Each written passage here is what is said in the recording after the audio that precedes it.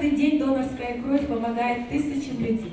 Чтобы отметить важность людей, отдающих свою кровь, просто необходимо было создание особого дня, посвященного им.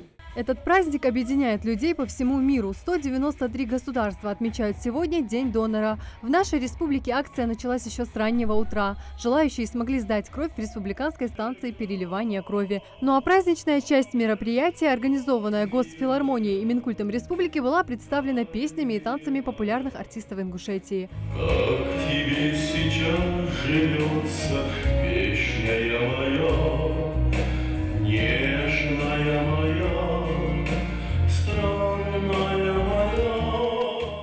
С 2011 года Лейла Баркинхоева является почетным донором России. Впервые сдала кровь в 1986 году, будучи еще студенткой. Тогда это было в обязательном порядке. И по сей день болезни обходят ее стороной, признается Лейла. Блеск в глазах и свежий тон кожи донор приписывает регулярным процедурам. Первый раз начала оттуда, а потом уже влилась, и мне это нравится. Я переношу дачи очень хорошо, без проблем. И ты просто понимаешь, что твоя кровь может кому-то спасти жизнь. Это не просто так пошел, сдал и на этом все. А ты знаешь, что она может пригодиться в самую трудную минуту тем, кому она действительно нужна.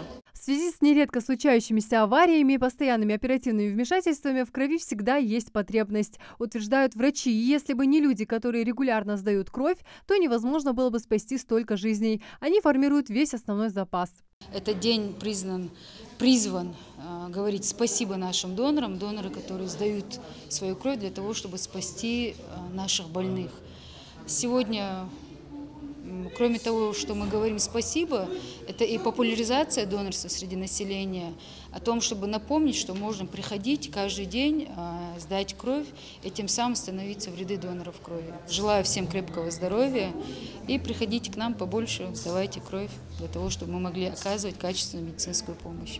Представитель духовенства рассказал о пользе донорства с точки зрения ислама. Каждый мусульманин должен предложить нуждающимся то, что он в состоянии дать без ущерба для себя, гласит религия. В праздничной атмосфере состоялось официальное награждение. Знак почетного донора России вручили Магомеду Пошеву и Руслану Чахкиеву. Я связали мало семей, у которых дома нет больных.